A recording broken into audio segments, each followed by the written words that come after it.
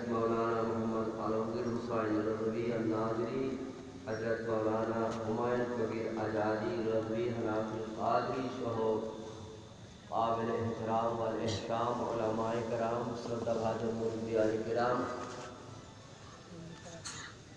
जो आशिक़ान मुस्तफ़ा और तमशीन मामून, अस्सलामु अलैकुम व रहमतुल्लाह।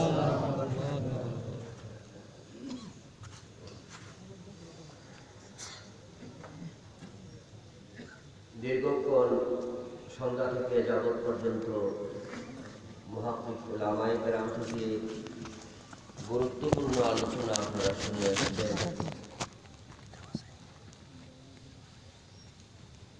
আমি আপনাদের খেদমতে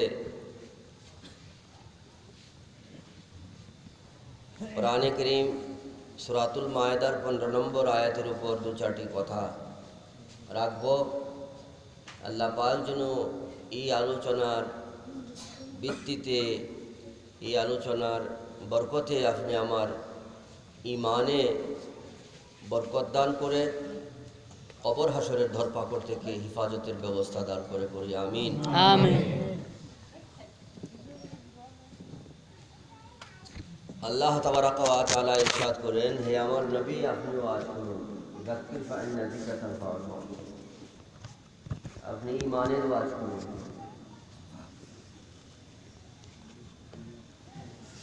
যেহেতু আল্লাহ হুজুর পাককে ঈমানি আলোচনার জন্য বলেছেন, কাজে ঈমান বিষয়টা খুব গুরুত্বপূর্ণ, জরুরি বিষয়। আজকে সেই ঈমানের বাজারে আগুন লেগেছে। ঈমানি আলোচনা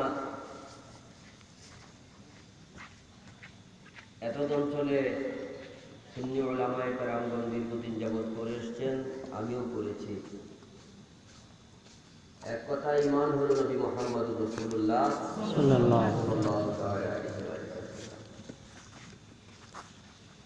হুজুর সাল্লাল্লাহু তাআলা আলাইহি ওয়াসাল্লামকে মানাই আল্লাহ মানা,